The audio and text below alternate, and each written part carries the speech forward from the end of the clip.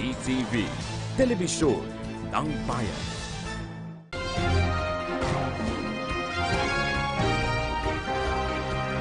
Pilipinas, Mayor Rodrigo Roa Duterte.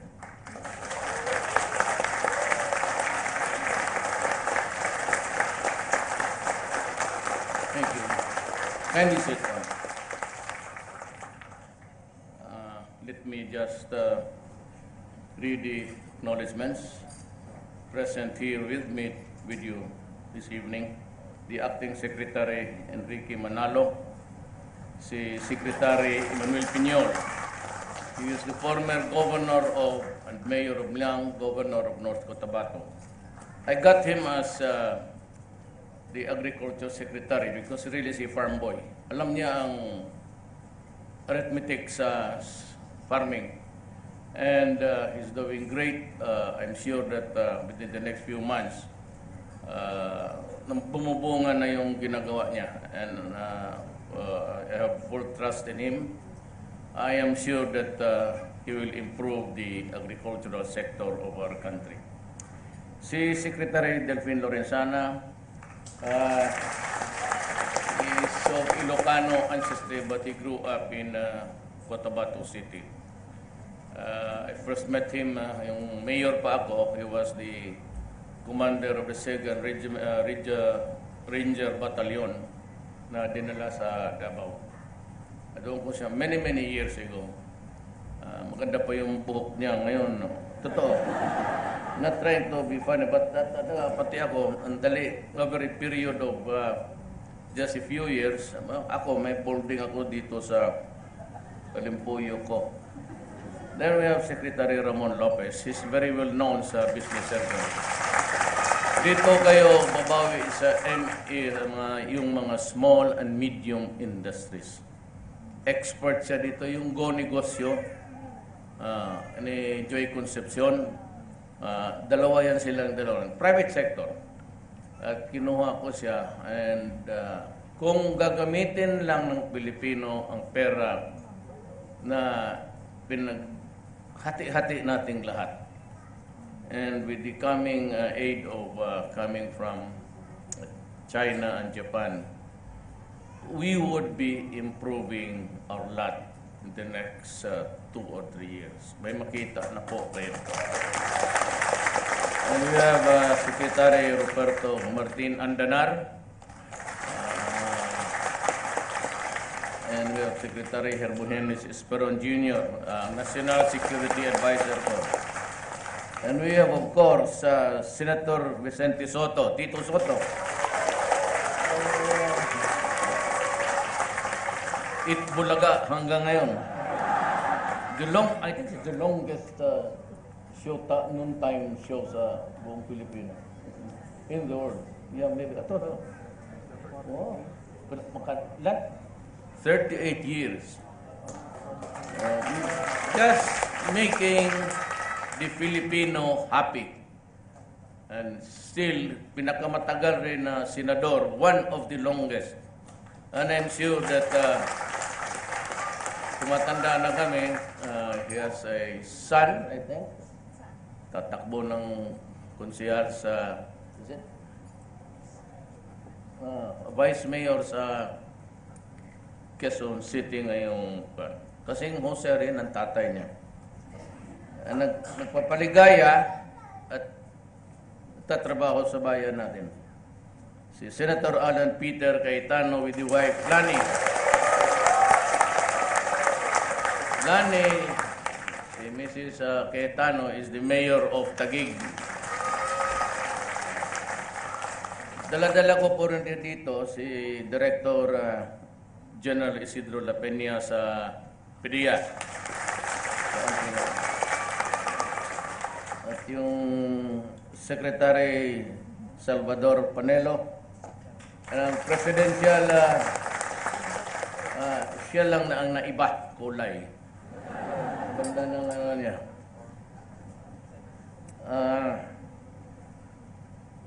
Yung kasama ko, si Ramon, si Mr. Henry Lim, si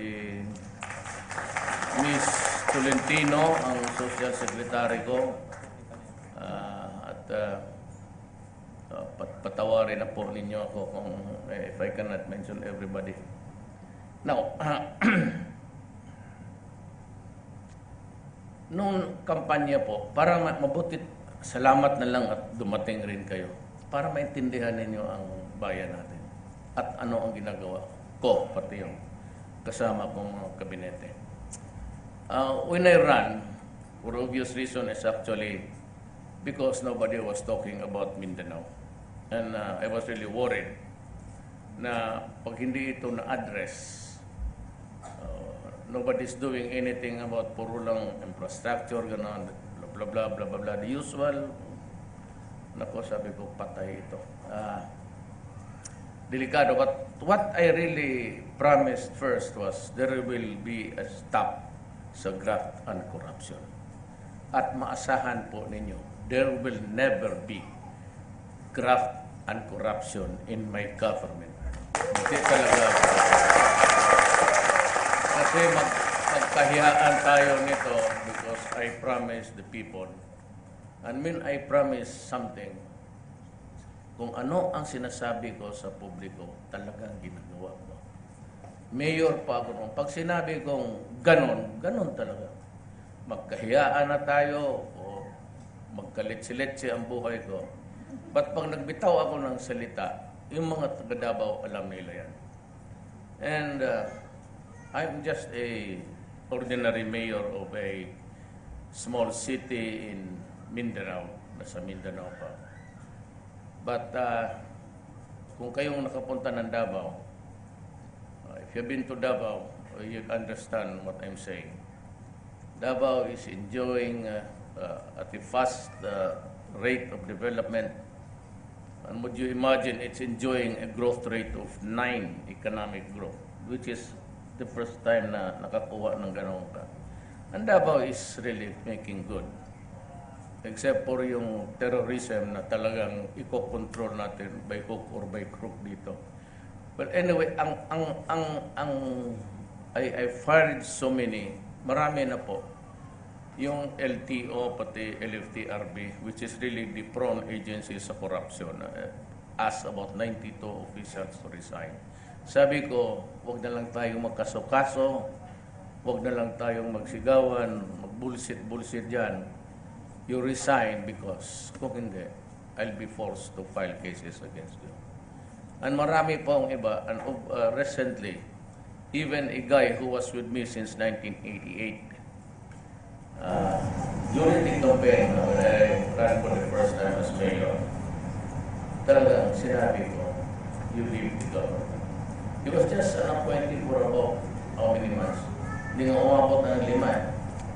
Kaya ang warning ko talaga, of course, itong dito sa ST, wala ito, mga billionaire, nabi ko na, the first whiff of corruption, pagka medyo may nagsingaw,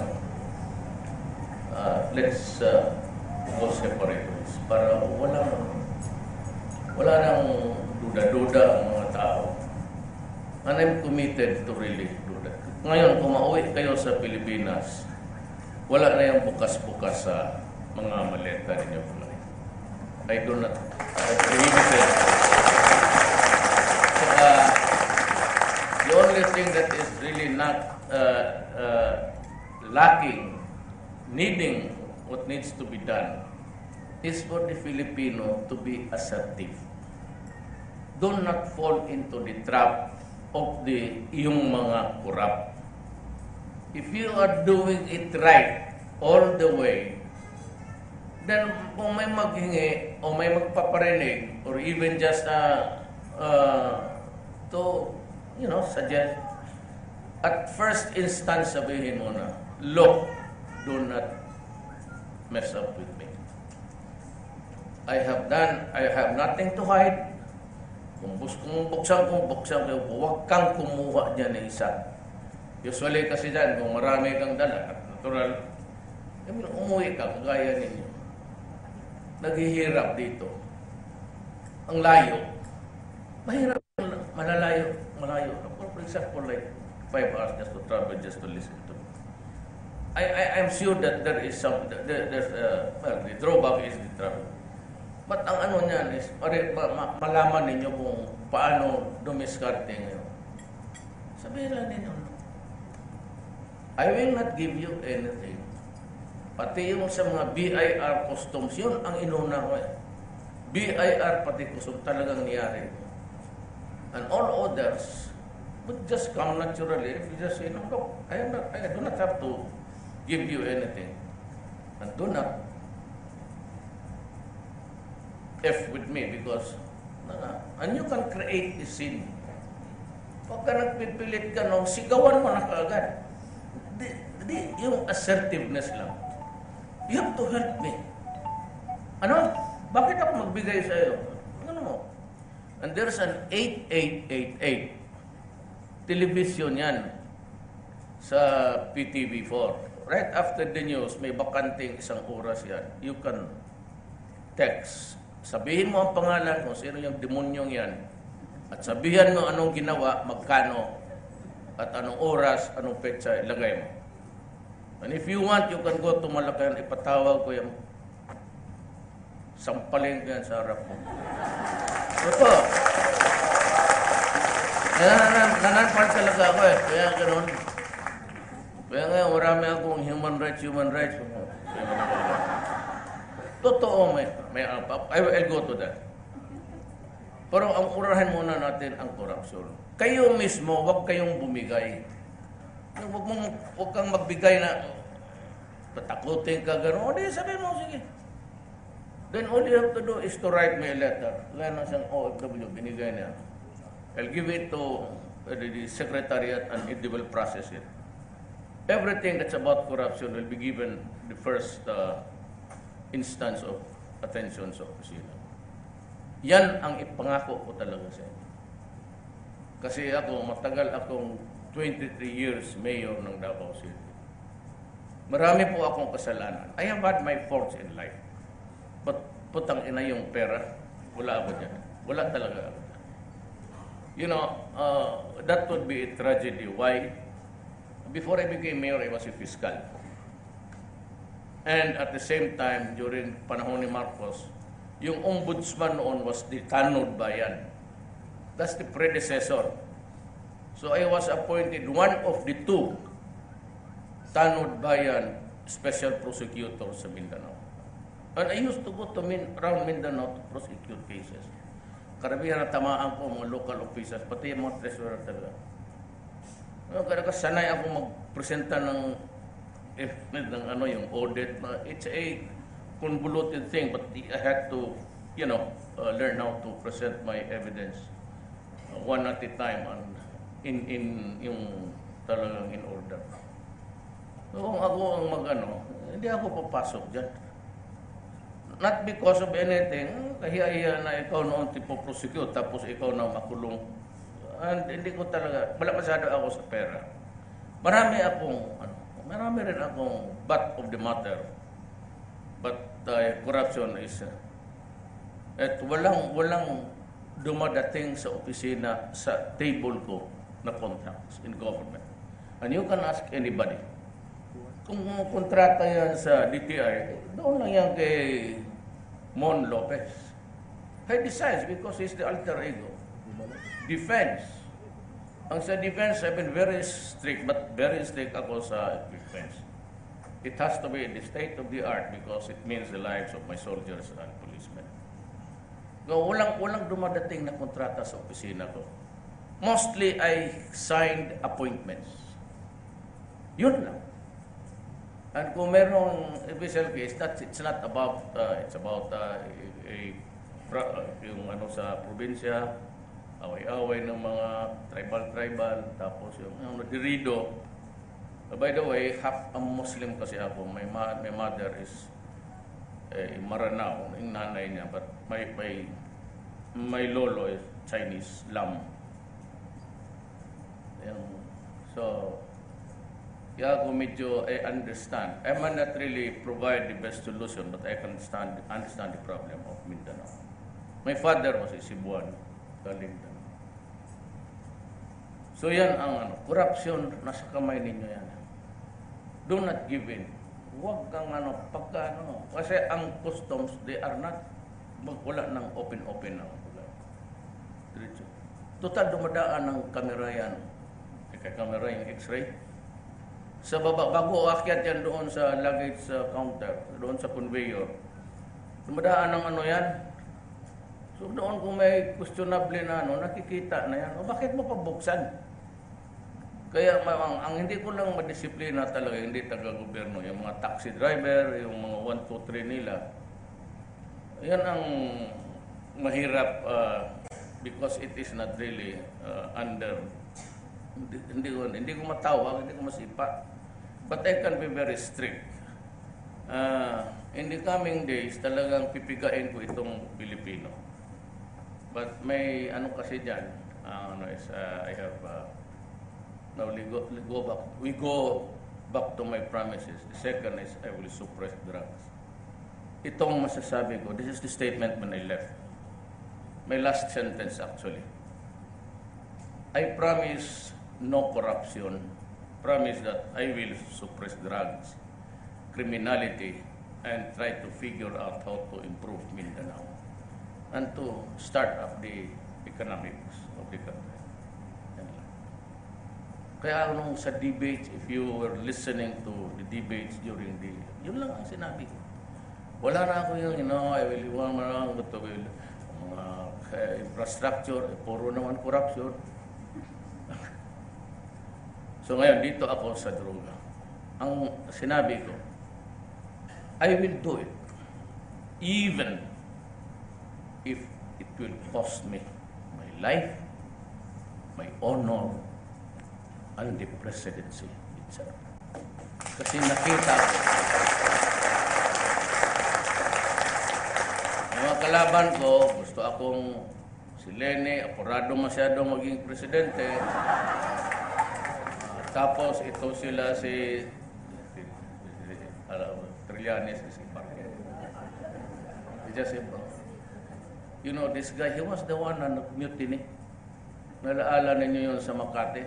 Look at this idiot. Nagpangiti-mutiny yung palang kaduwagan niya. Pagdating ng pulis, nag-surrender. Ang ginawa, ninakaw yung lahat ng mga tuwalya sa peninsula. Ng bedsheets, tanan, kutsara. At hindi naman umabot ng barilan ba sa isang putok. Tapos, be careful. Kayo ba? Nakita naman yung behavior medyo pareho kay Dilima. Ang sabihin niya, political prisoner siya. Since when?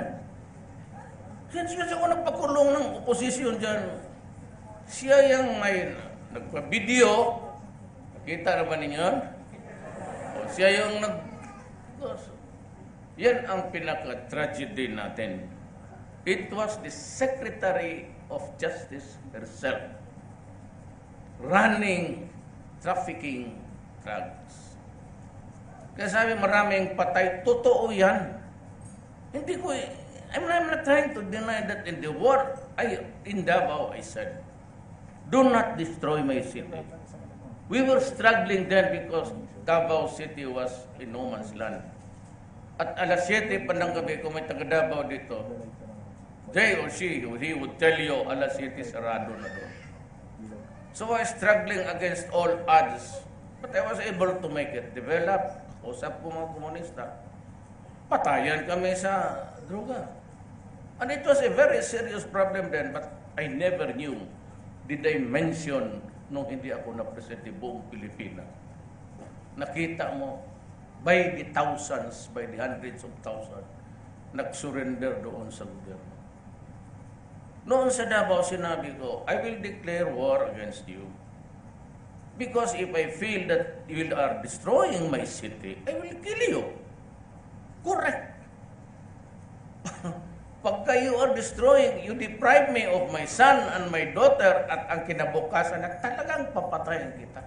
Walang problema yan. Pero ang order ko sa police is go out and arrest them. Ubusin ninyo. Pag ayaw magpa-aresto at lumaban, may mga lawyer man dito, and there is a violent resistance, may baril o ano dyan, kutsilyo, o bato, o bat, and if you think that you will die, shoot the idiot. Ialangan. At lahat talaga ng bangag yan. Lahat ng yang nasa droga, bangag yan. Hindi mo malaman, you'd never know the imponderables of the human criminal mind. Anong gagawin niya sunod? And for that, nung nag-presidente ako, ganun rin sinabi ko, do not destroy my country. It's the only one that I have. Do not destroy the youth. Yan ang kinabukasan namin. Now, with 4 million addicts, what am I supposed to do? I have to declare war against the lahat na. The drug lords and the runners and the pushers. Because I cannot destroy just one, then allow the other side of the story to keep on running.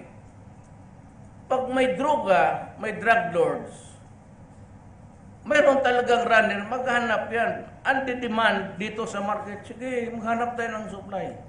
Hindi mo kasi pagka basag na, pag sumakay yung, it's the monkey at your back nga, in your back. Yan ang tawag dyan, basta addiction na, kasi gaganong-ganong ka, parang may unggoy na gaganon sa likod mo. So, may market talaga yan. So, kailangan, I have to destroy or kill the drug lords. And I have to go after, kasi kung ang droga nasa warehouse lang, walang nagpapabili, wala. Ang problema, maraming runner, maraming pusher, maraming gumagamit ng kapital nila, kunin lang din doon sa sinong na-contaminate nila. Insay, sino yung nahawa nila. So I have to destroy both. Kaya sabihin ng mga pare, ng mga NGO na, mamahirap ito, wala akong magawa. I cannot just enforce against the drug lords and then allow the runners to do their thing. No, kapag lumaban yan, wala na talaga. Ang order ko patayin, pagka lumaban. Alang-alang naman, police ko ang titignan ko. I have lost to now almost 37 soldiers and about 32 policemen.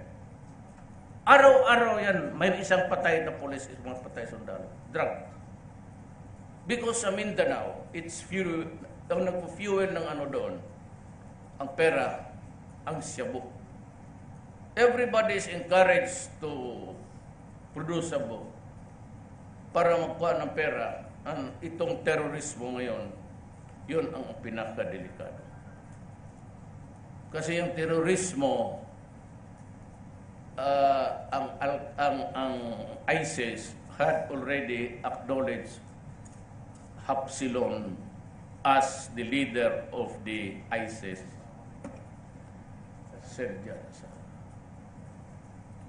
So,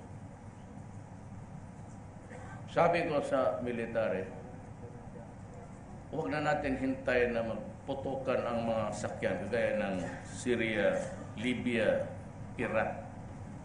In the marketplace, paputok dito, paputok doon. Sabi ko, luluhot tayo na. Huwag na natin hintayin na mapasubo tayo. Destroy them now. Kaya ang mga shabu laboratories doon, hindi M16, dalawang M60 pati basuka. Kaya kung pulis lang doon, ma-wipe out. Tawag talaga ng military yan, joint operation yan. And that was why the military is participating dito sa drugs, specifically. Because it is a national security threat now.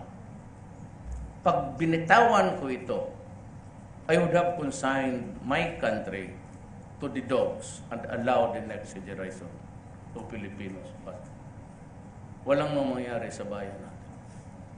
Kaya kung sabihin nila makarapat-dapat lang na mamatay, makulong ako o mamatay ako, okay. I will rot in jail for you, for the Philippines. May isa talaga sa atin magsakripisyo. Kung ako yan, pasensya.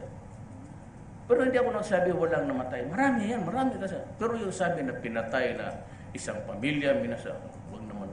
I am going to prison for the right crime. Wag naman yung crime na itapon mo sa akin na lahat na lang ang patay doon akin. Di kung nalaman kong gano'n, di nagnegosyo na ako ng puneraryan mo pa.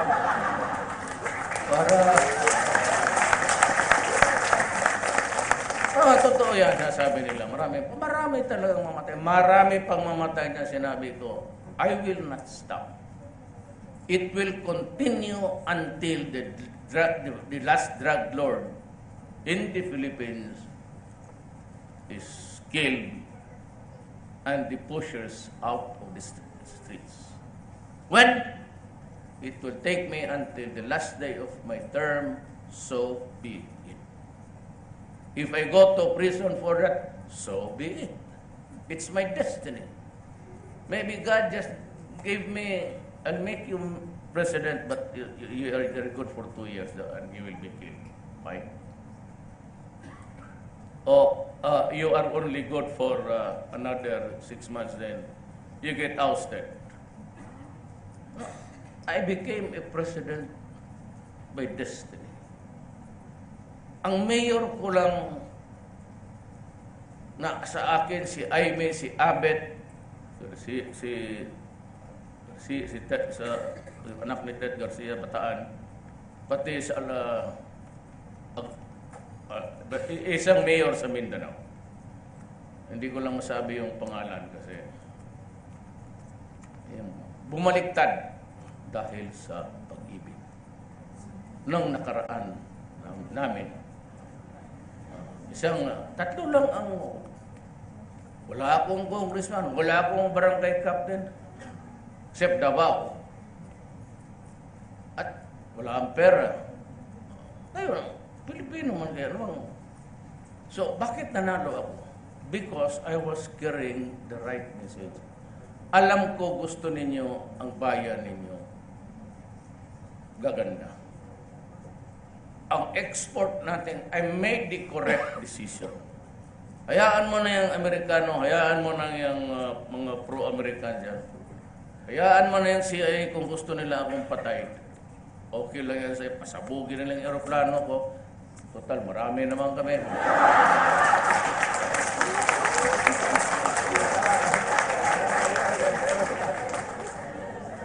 Walang problema sa akin yan. Basta gagawin ko ang dapat kong gagawin.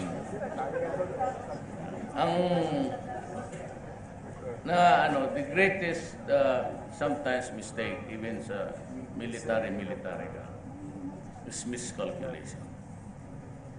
Hindi nila, na-miscalculate nila. Akala nila siguro, takutin nila ako ng preso, tapos si Obama titindig sa harap dyan na, alam mo, you can go to hell. Tapos, sikat pa ako ngayon kasi pinutang-ina ko yung mga leader. Putang-ina nyo. Hiningi ninyo Bakit kayo nakikialam? That's the problem now. This European EU Parliament, basahin mo yung nila. Tingnan mo ang proposal sa pinag-usapan ako.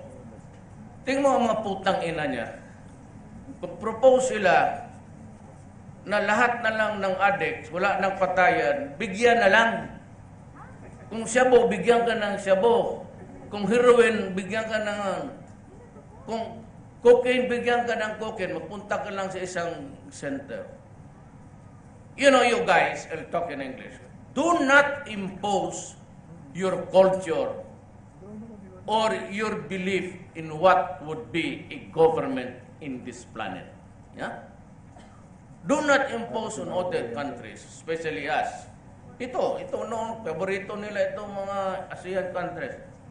Because there's a death penalty in Indonesia, Malaysia, and I'm trying to revive it and trying as if the other countries of EU walang death penalty. Marami pa rin. Itong mga buang na to, hindi ko talaga, why are you trying to impose on us?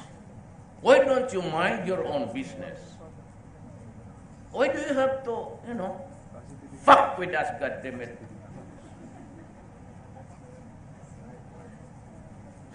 Pero mo magpo-propose ka, tingnan mo ang Time Magazine ngayon. Look at, wala ng gender. Because you can be a he or she, wala nang, look at the cover of Time Magazine. Isang babae o lalaki, wala nang he or she. Yan ang kultura nila. Di, kayo lang, hindi yan pwede sa amin, kay Katoliko kami. But there is the civil code which says that you can only marry a woman for a woman to marry a man.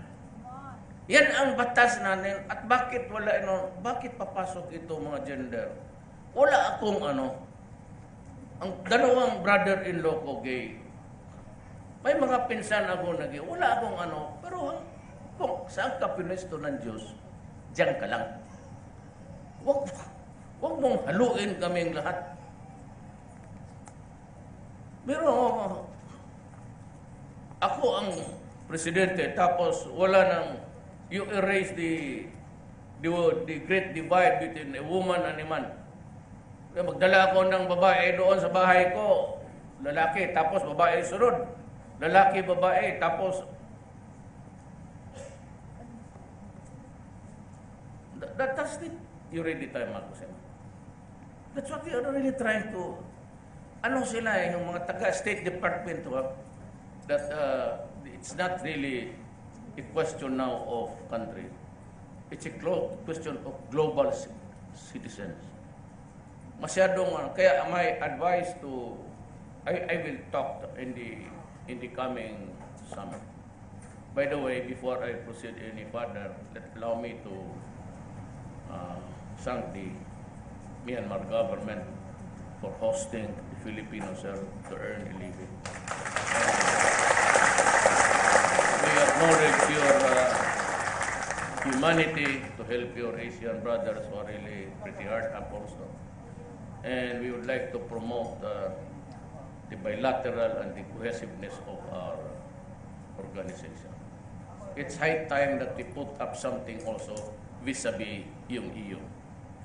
Gano'n na lang. Total, malayo masyado tayo. We don't have anything to do.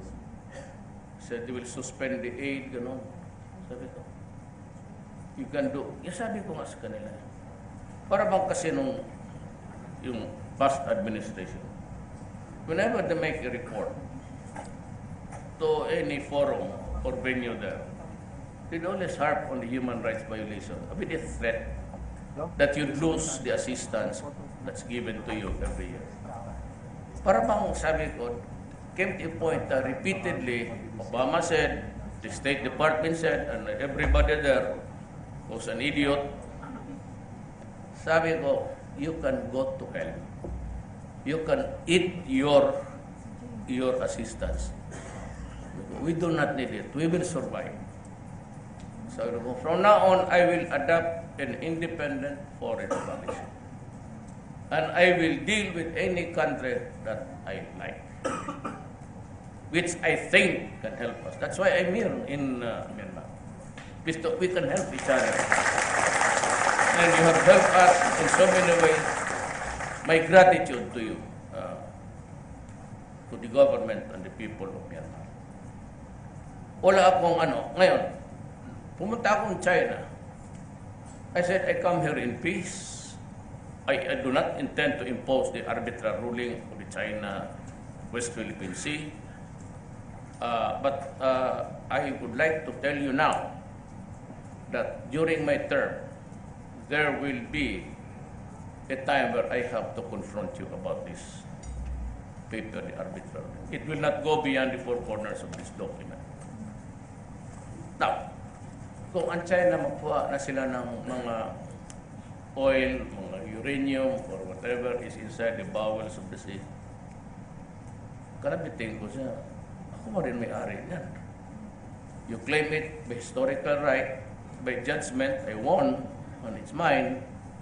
But I will not insist on sovereignty or anything like that. It is not within our territorial waters. Kung baga ano ka, subdivision ka, in the family of nations, binigyan ka ng sarili mong peace fund. Pero outside of your backward yan.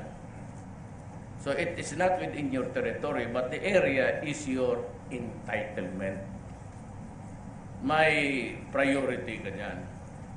That's nothing to do with the jurisdictions. Yung sarili mong peace fund. Kasi ikaw yung katabi niyan, iyo yan. So the 200-mile economic zone. So ngayon, wala pa man. Sige siya lagay ng structure dyan. Ang sinabi ko naman, as late as 3 years ago, you guys were already there. Mga satellites, spy, ours, kanila, pinapublish nila that there was something afoot there, a brewing. Sabi ko ngayon, sa Amerika, bakit hindi mo pinuntahan doon? Ikaw lang may kakayanan. Ikaw lang yung may maraming eroplano. Ako nakabili tayo, hindi sa panahon ko, kay Aquino, dineliver ng panahon ko. Buti maklaro, I'm not claiming any credit there. Deliver, may 4 ako. By the time I go out of the office, baka gawin kong 12. So, tag 333, para may Air Force tayo. But we have already, and we are using it, actually. Sabi ko, because hindi ginagamit kasi aeroplano yung bumba-bumba. But sa galit ko, sabi ko, sige, gamitin mo na. So, we have been trying to do something, we're doing well, actually. So, balik ako, malimutan ko, I will not veer from my topic. Yan ang sinabi. We will not insist on anything. But let me, sayang nga sila. Double atin lahat, ha?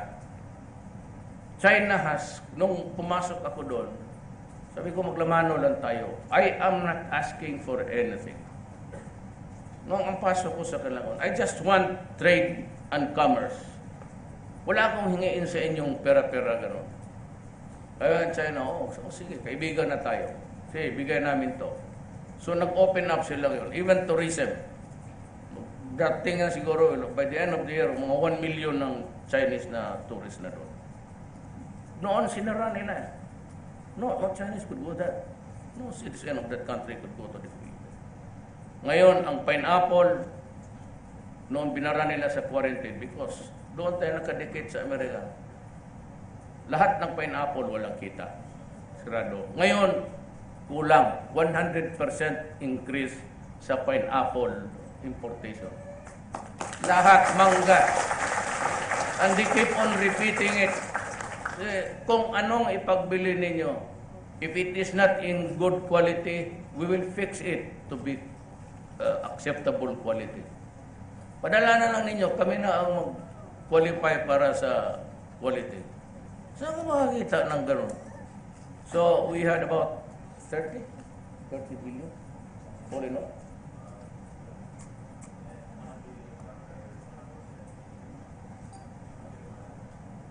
They promise all in all mga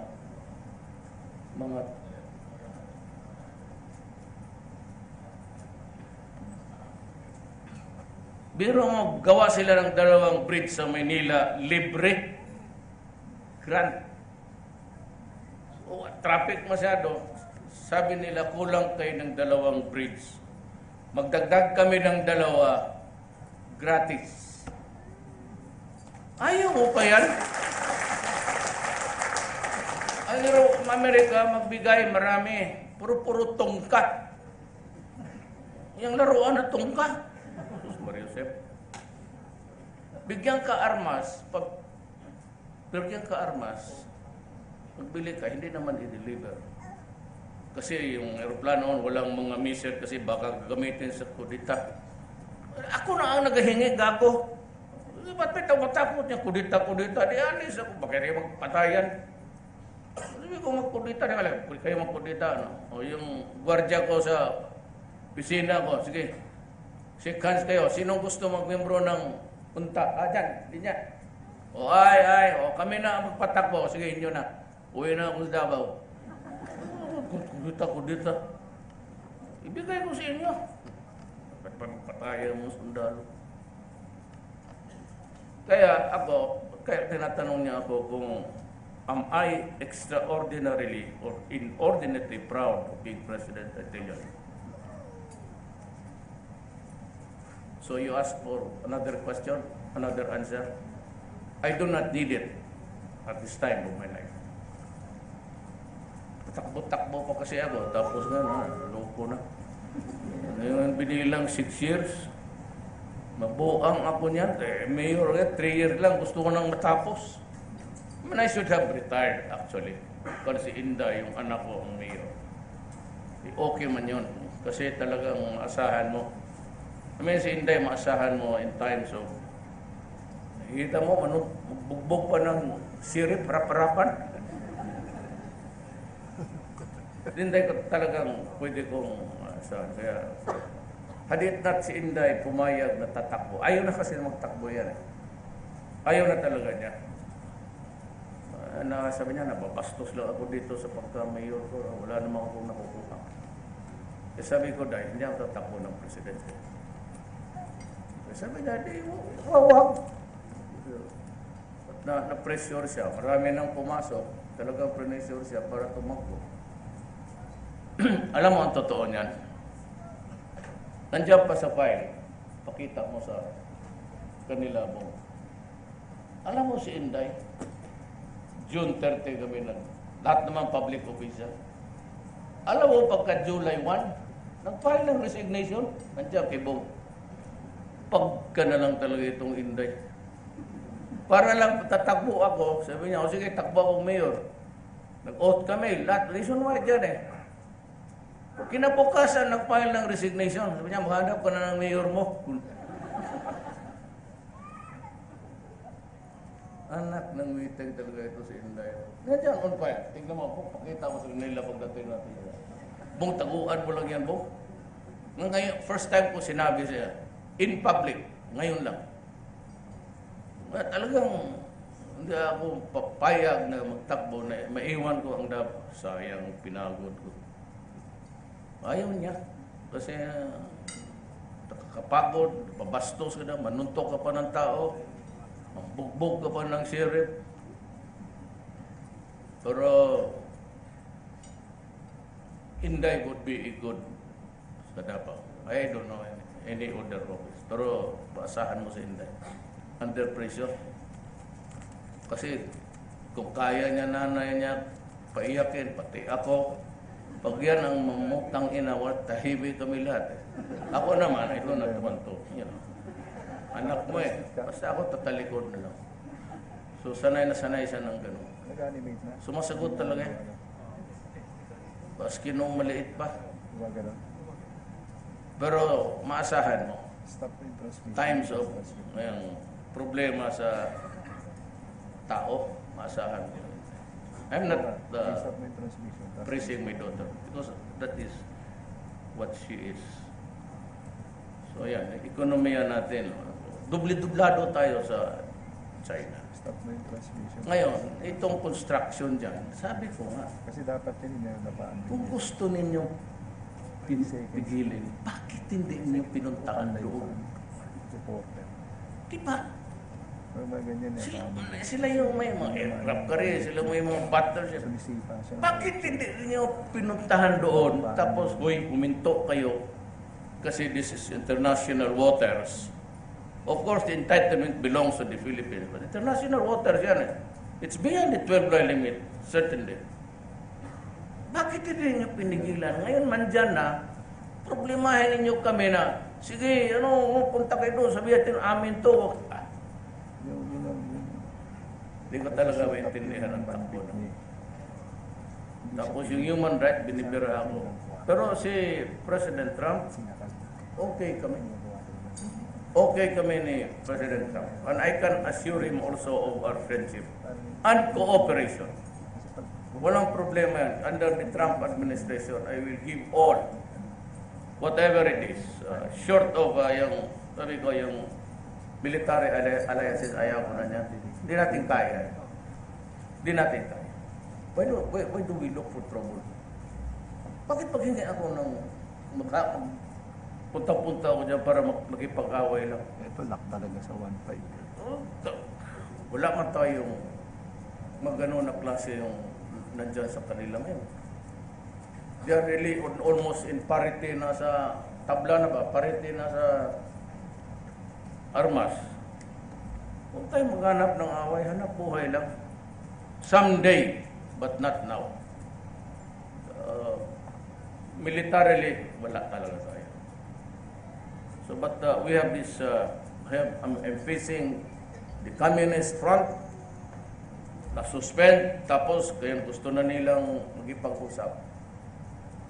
Kasi nag-suspend sila, there were certain provisions that they were arguing about doon sa Rome.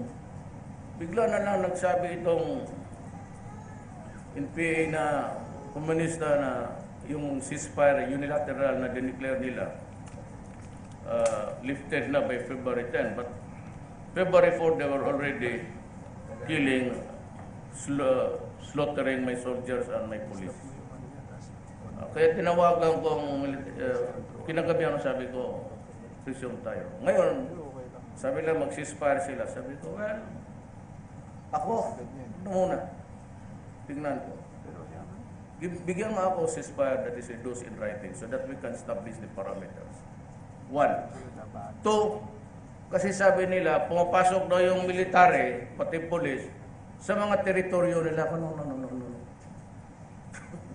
Sa sobrang babad yun. Ako ang may-ari ng buong Pilipinas, representing the Republic of the Philippines. Hindi ako papayag na may teritoryo na hindi amin. Akin lahat yan, hindi kayo. It's not for you to claim. It is my office that would say, where lies the boundary of my country. Third is that i-release ninyo lahat ng sundalo ko, pati pulis na kidnap ninyo, pati civilians, mga municipal, pati barangay officials. Fourth is that stop. Otherwise, gira tayo. We have been at it for 50 years. Do you want another 50 years? Are you good for another 15 years? Many years ago, I was an apostle of Siso. Kaya tawag ko sa kanya, sir, kilala niya ako, sodyante niya ako. Pero sabi ko, well, kasi full of idealism, bata ako. When you grow up, may pamilya ka na, then you see the reality of it all, yung totoo sa bayan mo, you stop indulging in ideas alone. You have to let reality sink inside your goddamn gray matter between your ears. Yan ang totoo dyan. So, I'm talking with the nung na-presidente ako kasi nga, madali ako nakiusap. MILF says, we'll talk. And Noon Miswari said, Mayor na tawag lang kayo hanggang ngayon. I will talk to you when I shall have completed my team. Correct. So medyo standard. Ang hindi ko kontrolado ang terrorism. And the greatest problem kung maplansya ko lahat yan is terrorism and drugs. Yung iba, but remember this, and I am addressing the nation right now kasi BIM ito international. If you do not give to the Moro people, it's not because ang lola ko, wala ako na nandito ako sa gitna. For after all, I said my father was a Cebuan. If you do not give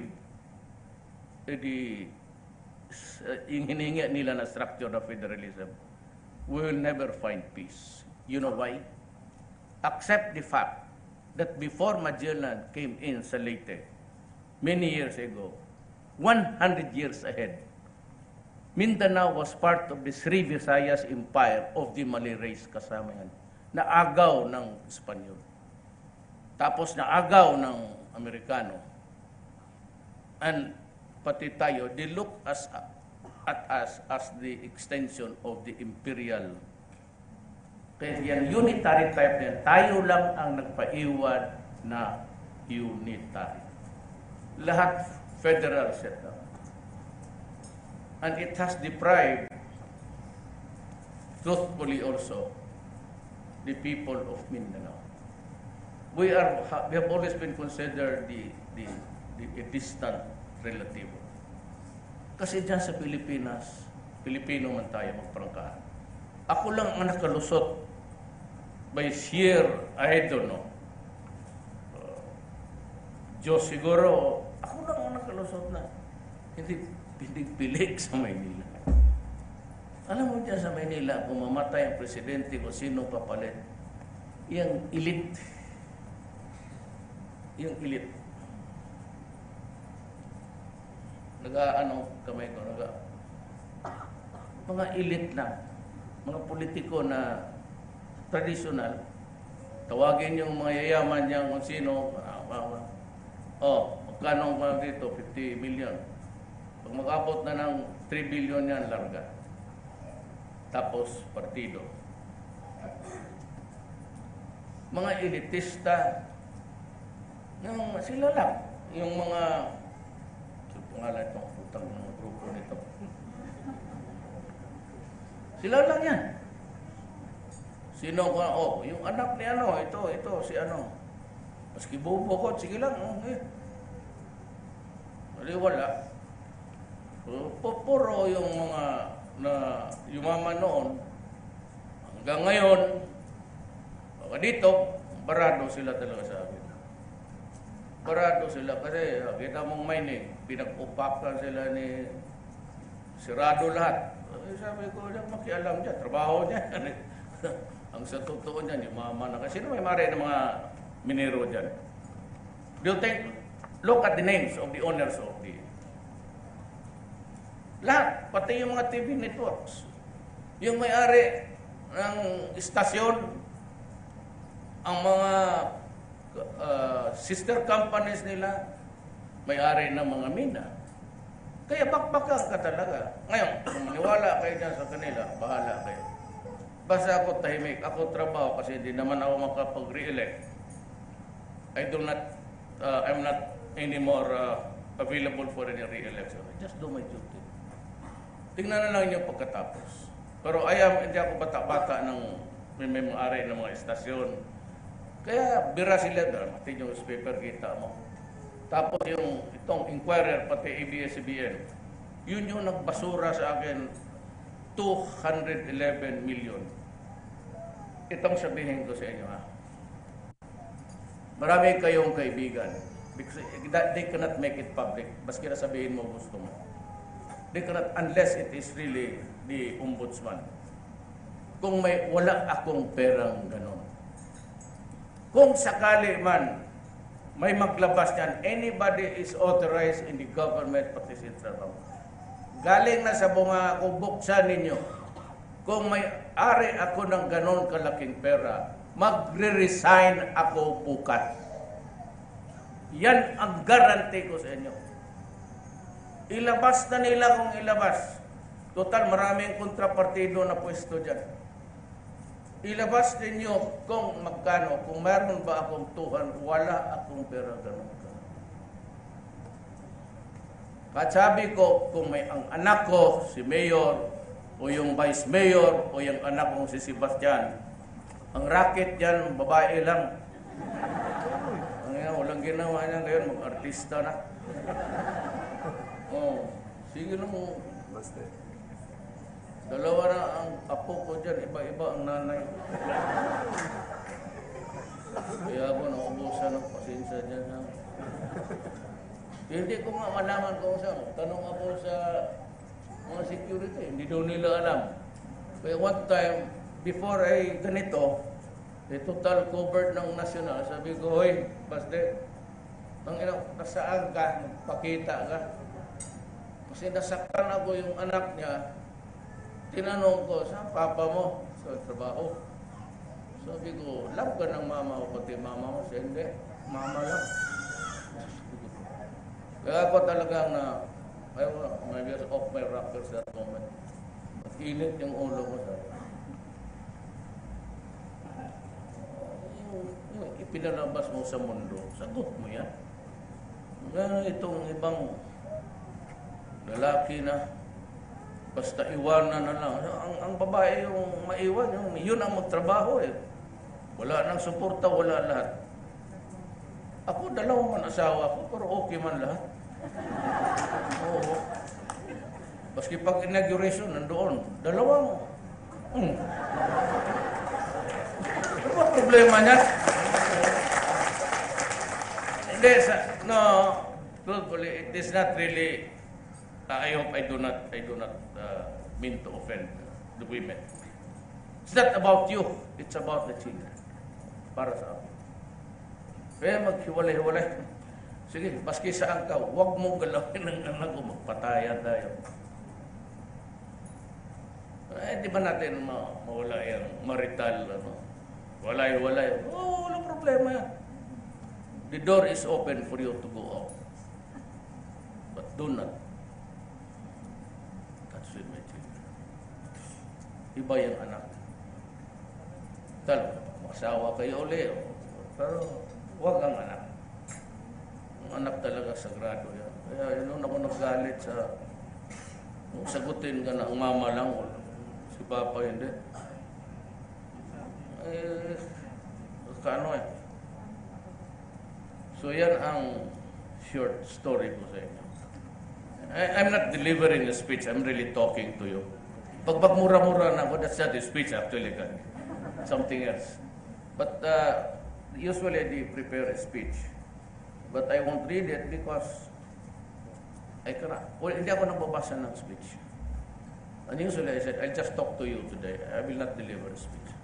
Mga kababayan ko, ang ating bansa at ilang araw na ay lalago sa ganito. I'm not the type of I just start by saying, kababayan ko ito, mga putang inan to. Walang ginawa kung hindi guluhin ng gobyerno. Okay, the best thing is really, if you want the truth, go home and find out what's happening to our country. At least makakalakad na kayo. And in the coming days, when I shall have completed it will be peaceful. And your children can go out, and your sister and brother, and they will be safe. Ngayon pa lang sinabi ko, kikinig pa rin ang mga gago, huwag ko kayong makita sa labas. Kasi sa labas, sa luneta, ang pasyalan, para yan sa mga taong matino, para sa mga anak namin. Kayong mga kriminal, huwag kayong mapagkita. Pagdadampot ko kayo, mabuhay ang Pilipino.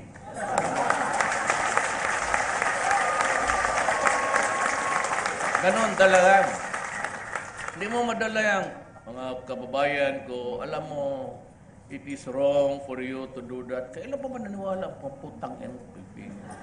Kasi, kriminal? Hindi ako maniwala ng gano'n. O dito ka sa akin, ako sanay. Sanay ako sa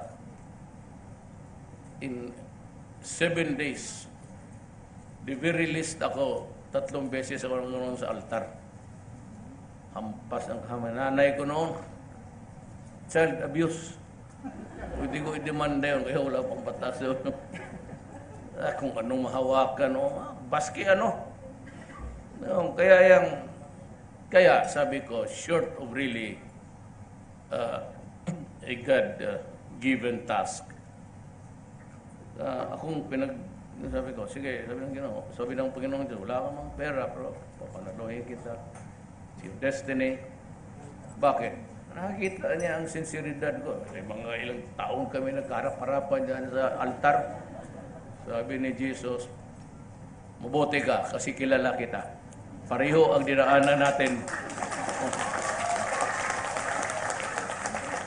Di ba magalit ang Diyos niyan kasi totoo man?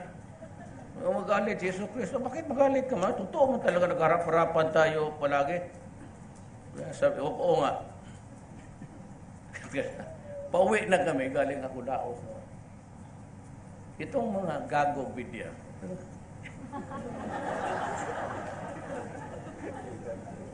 Ang unang tinanong, imbis magtanong kung anong nangyari sa kalaki ng gastos nito, you know, I have to go here. Because we are the host. Chair ako ngayon sa ASEAN Summit this year. So I have to go around and find out kung anong gusto. Para pagdating sa agenda natin, kami doon, wala nang debate. Pagdating doon, puro papel na lang yan. So what do you want to maybe raise an alarm or voice something that you want? Ganun yan. Wala na. So ayaw ko na mag-travel kasi tanda na ako. What do you mean? Talagang Kaya, tutulog na yung iba dyan. siya. Ano na magiging Yung ganong edad, hindi na kami pwede yung ganong travel. Ako rin, 72 na ako this month. Oh.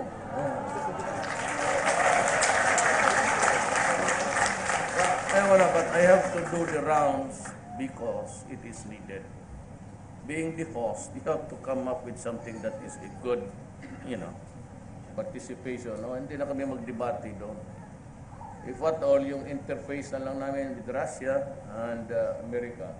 I am not, anak kong sa second wife ko na Amerikana yan kasi citizen. Filipino yung tsura, pero doon pinanganak yung. I'm nothing against the Americans, except yung kay Trump, nung pagtawag ko, President-elect Donald Trump, this is Rodrigo Duterte, and yes, I know, I've been expecting your call. You're doing it right. That's son of a, they're destroying my country with drugs. That border they're in, hindi ko na nagsabi. Those guys in the border, they're this country, that is true, Mr. President. Yeah, you're doing it right. Keep it up. Kaya ngayon, tanungin ko, nung previous president, masama ako na tao. Papakulong na ako ng buang eh. Ito naman isa ngayon, tama ka. Gagawin ko ngayon kasi, tapos binumura yung, alam mo na kung sino yung kapitbahay niya doon. Ano ba talaga dito sa buhay? Ano bang asal na gusto ninyong sundin ko? Itong iyo, wala nang, ang Canada near into recognizing the human being without a gender. Bili kayo ng Time Magazine. Yan ang binabasa ko kanina. God. Nawala na si Adam pati si Eve. Paano na yung istorya sa religion natin nung high school pa tayo? Hindi nga high school, grade 1. And Adam and Eve, bagay kalukuhan naman talaga yun. Saan ka makuha dito na wasakin mo yung ribs para mag... There has to be another story which is true. I don't believe in that. I believe in God. I have this deep and abiding faith in God. Somebody controls the universe. Otherwise, banging tayo lahat. But it's more of universal conduct. It has nothing to do with. Kaya this planet is 5 billion years old, or 4 billion sabi ng iba. When was the time ang tao nagawa? Kung panahon ng itsura nila caveman, di si Adam parang unggoy. Kaya hindi ako maniwala ng pero pati yung heaven and hell. Sabi ko, maniwala niya. Sabi nila, ang Diyos, alam niya ang beginning, pati end mo. But in the meantime, sabihin rin ng simbahan, may free will ka. Bakit gagawa ang Diyos ng tao only to consign the human being to hell? What's the problem? Why do you have to create man and then create hell? Why not destroy hell and allow men, human beings, to be happy? Ang religion kasi, that's the source of the conflict actually, of the killings in the world. Because hindi tayo magkaintindihan. Alam mo, it's religion. It's a very contentious one. Kaya sabihin mo, may religion ka, yes. Anong religion mo? God. Period. Ako, tanongin mo ako. Anong religion mo, Mayor? God. Where is he? Somewhere. I cannot point to space because there is none. But there is a God. Yan ang ano ko. I don't know if you'd agree with my pero hindi makapaniwala eh. 5 billion years old. Kailan ang tao na gumising? Nung ayaw ko kasi yan. Nako, I do not mean to. Kasi ang asawa ko kasi nung tumakbo ako, ang kaya kong i-rent na aeroplano, yung karagkag, yung mura, wala man ang pera. Kung may mag-donate na medyo malaki, mag-rent ako ng araw na yan para makalipad ako sa ibang probinsya. Minsan, kung out, minsan nawalaan ng break, mabutit na lang sa Davao na mataas yung runway. Tuloy-tuloy ang buong pupuntang dagat. So sabi ng asawa ko, magbasa ka ng Baptist yung asawa ko. Basa tayo ng Bible bago ka. Para nilang, so, magbasa, siya ang magbasa, ako ang mag-pray. Lord, I am about to embark on a journey today, and it's a bit far from this place. I have an airplane which is model 1983 Cessna. Ilang beses na wala mang iba. Tapos sabi ko, Lord, I hope to come back, you know. If I don't, then please remember my children. Kaya minsan na-late ako. Ayaw talaga niya ako magpaalisin. Magbasa ka. So, napili niya. And David was there with his 20 si King David was 43 wives. Ay, putang ina. Let's say, mabuti pa itong gagong to, kung nagka-43. Ako, wala. Sabi ko, ayaw ko na, basa dyan. Sabi ko, minsan, and Moses came down from the mountains. Eh, kung sino nag-utos sa kanya, mag-akyat-akyat doon sa bukid? Bakit hindi sila naghintay na lang niya sa bahay niya? Ayaw ko na niya. Kaya galit yan siya sa akin. Pero actually, the Bible, it's a recorded history of mankind. Beginning, I really do not know. It's 5,000, sabi ko 5 billion years old ang planet. So when did we acquire that religion? Yun lang ang tanong at sabi, philosophy of life.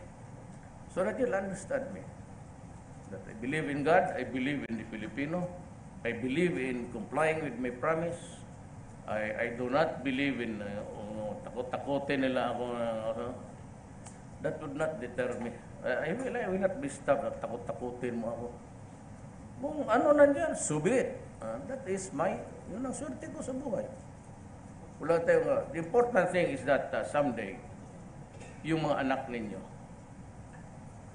okay na ang bayan natin. Hindi na sila kayang umalis para mahanap buhay.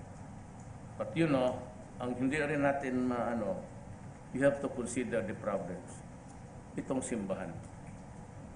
We have breached the 100 million, 110 na lang to be safe. And we do not have enough resources actually. Kaya si Pinyol is working overtime how to deal with this problem. Na makakain lang tayong lahat without. Mabutit na lang ang Burma, our good neighbors. The good neighbors of the Philippines. We are lucky to be identified in Asia. Vietnam, Thailand, Burma, Laos, nakakabili tayo ng bigas. Walang pahirapan sa presyo. Ang Philippines talaga is overloaded ng tao. Ang problema, I am embarking on talagang an aggressive birth control. Ano ba naman yung para hindi magtagpo yung dalawang itlog? Ito kasing, ang nakaletse nito, itong simbahan. Sabihin nila na, yan, wala kayo. And always, the sanction is, papunta kayo sa impyerno. And they have pictured a place where there is really hell by just the word of it, and may parang may burner doon na maluluto ka. Alam mo, kung patay ka naman talaga. Itong mga ano sa Katoliko, it's high time that they let go. Second, yung even sa yung mga mahirap, wala kaming pandibing. Sige, buti ng gobyerno. O, sabihin ko, 3 araw ha, mahal masyado yan, maraming patay na. Sikasuhin ko, hindi Mayor. Bakit? Sabi daw ng pare, for 9 days, ang kaluluwa ng tao, nandito pa. Hindi pa umakyat sa bukid, sa kung saan siya papuntang putang ina niya.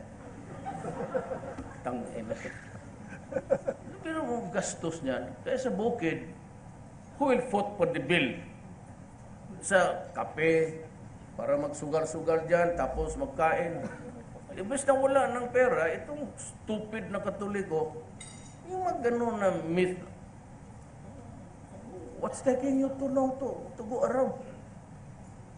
Tanongin kita, ikaw mamatay, ano gawin mo? Bakit kasi pasyal-pasyal dito? Ibig mo lang ito go na. Yan mo, tapos yung ayaw ko. Tigbirin ko, hindi ko inatake ang simbahan. Maintindihan niya kung bakit.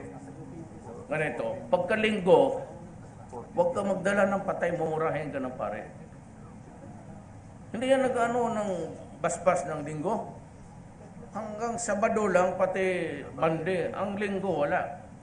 Yung mga hirap na, sabihin niya, 2 araw lang ang balsamasyon. O di ka linggo, kailangan ilibing mo na kasi Friday. Nangangamoy na. Pagdating mo doon, galit yung pare, walang dalhin mo kinabukasan, Monday. Bayad ka ng tubig, galing lang mayan sa Pasig River yung putang ng tubig na. Basbas mo ng gano'n, pagalitan ka, huwag mong ipasok yan, dito lang sa labas, kari mabaho na. Panginang sa galit pag na Diyos.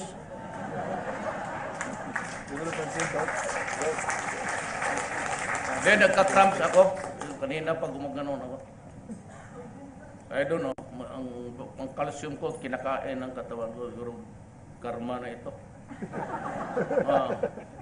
I just had my blood. Wala akong panahon kasi sabi too late na. Kaya ako ginaganon ko I don't know, may mga doktor man dito. Ang calcium ko kinakain, ang bilis. Kaya may crap ako gumaganon ako kanina. Pero sigurado baka nagalit na rin yung kikinig dyan. Pero, God, if you are God, kindly be just a little bit just to your creation. Sumusubra rin kasi. I'm telling you this because that is what is contributing to the misery of the Filipino. We are just too many with not so much resources. I have here a visitor, our visitor, si Henry Lim. He has perfected the hybrid. Yung mabuti sama-sama siya.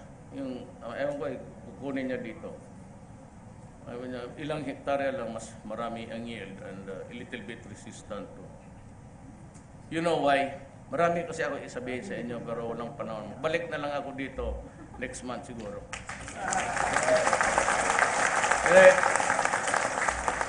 We are unfortunate that the Philippines is the window of the Pacific.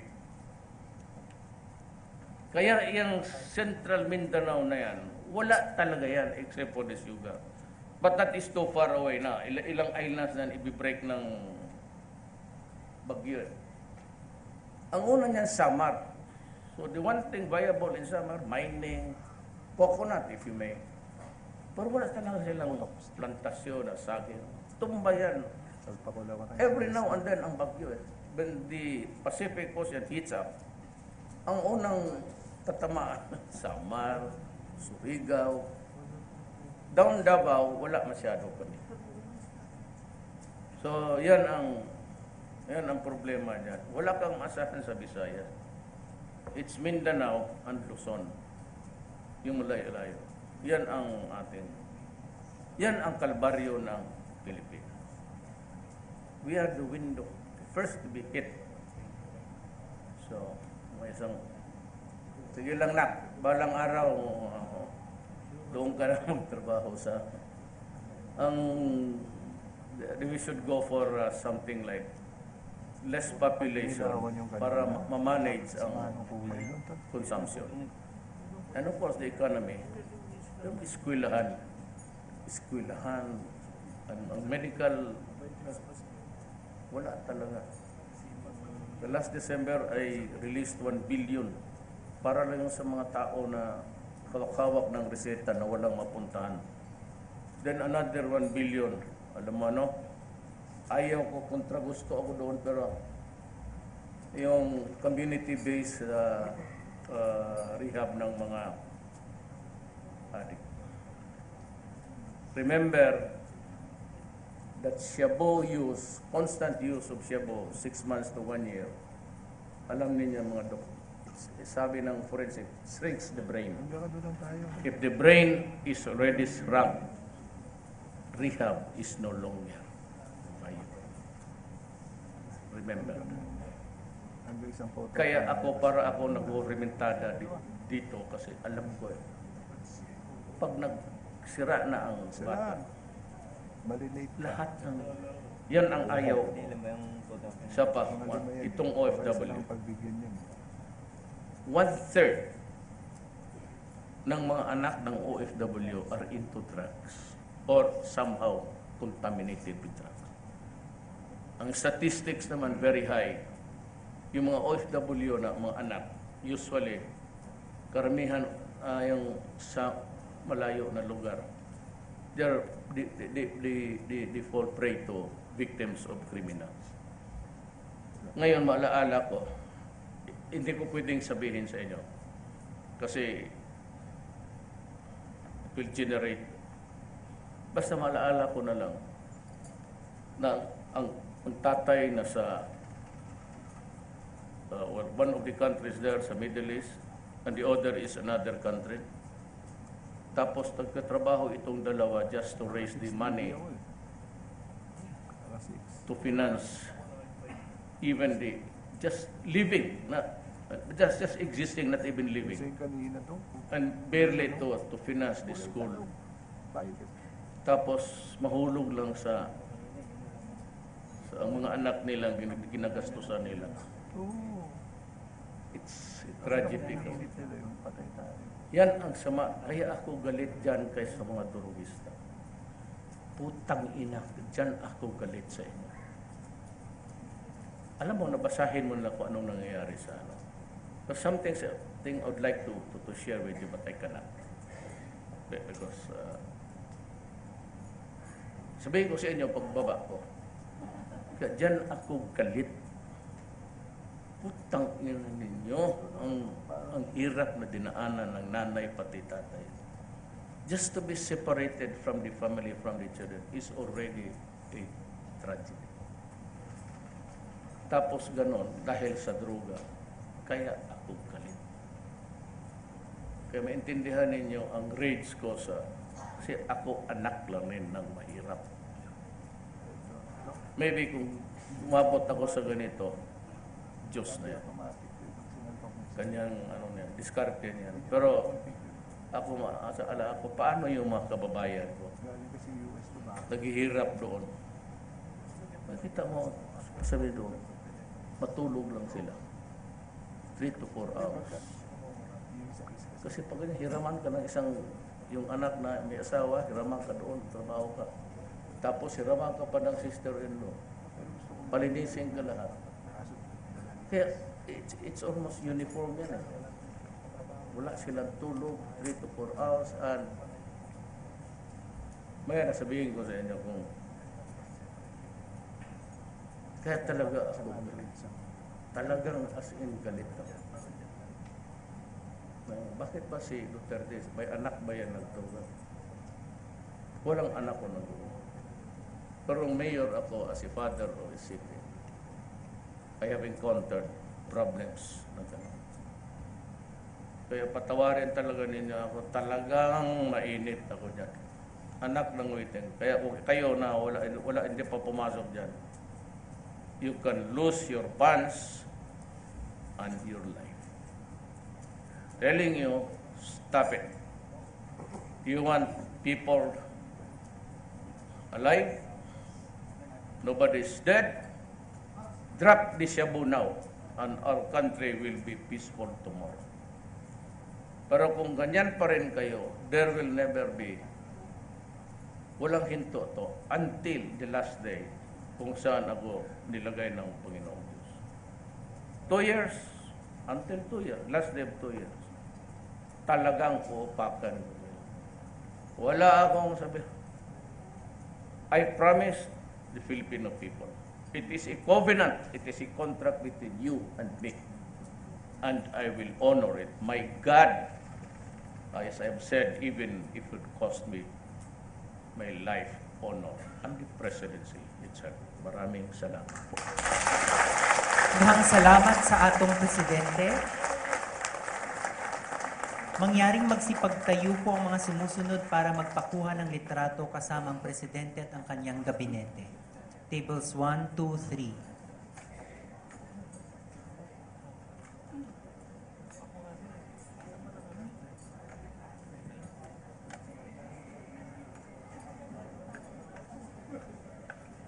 Maghanda na po ang mga sumusunod na tables 10, 11, 12.